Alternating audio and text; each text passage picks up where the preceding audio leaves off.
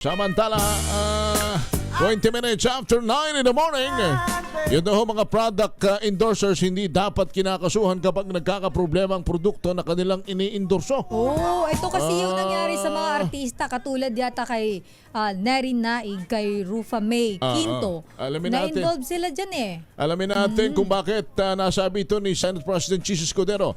RH number 28, Raymond Adpaz. Raymond. Ito para din sa inyong dalawa ito, Henry at Elaine, na nag-endorso ng iba't ibang mga produkto. Parang hindi ako kasama doon na kay Raymond.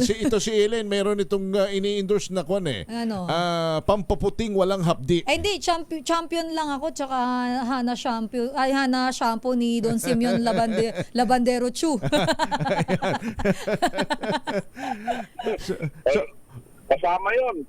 Pero Henry at Elaine, nagpaalala nga itong si Senate President Francis Jesus Escudero na yung mga endorsers gaya ng mga celebrity, mga politiko at even yung mga sports personality ay wala namang kinalaman sa mga hindi dapat sila kinakasuhan kapag nagka-problema yung mga produkto nilang ini-endorso. Ito yung paglilinaw kasunod naman ng controversial na kaso ng ilang mga celebrity na nakulong dahil sa kanilang mga kaso. Paliwanag ni Escudero kung ang isang celebrity ay product endorser lamang ay wala itong liability kapag nagka-problema yung produkto. Ang kaibahan lamang ay kung yung endorser ay nagbibenta din ng shares ng kumpanya, doon nagkaka-problema dahil ito'y sinasabing paglabag sa security o revised Securities Act dahil bago magbenta ng shares, kailangan muna ng lisensya.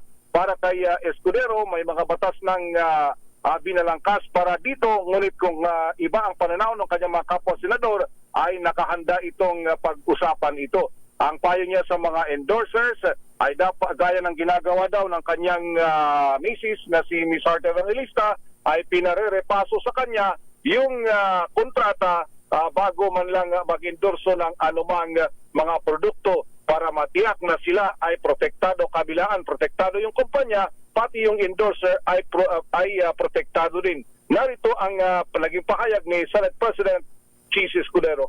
Para sa akin, sapat yung batas. Ihiwalay mo ang ordinaryong endorser sa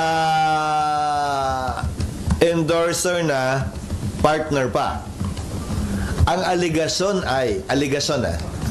remember, complaints are based on allegations that need to be proved in court.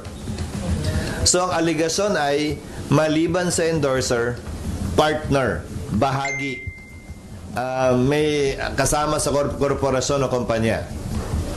So, ang rason kung bakit sila kinakasuhan, hindi dahil endorser sila. Dahil bahagi sila, di umano, nung kumpanya.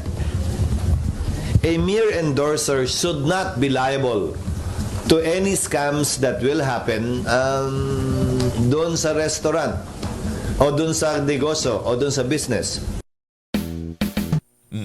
Ang naging bahagi ng pahayag ni Senate President Jesus Escudero. Ito si RH28 Raymond Adpaz para sa DZRH, una sa Pilipinas, una sa Pilipino. Thank you, Raymond.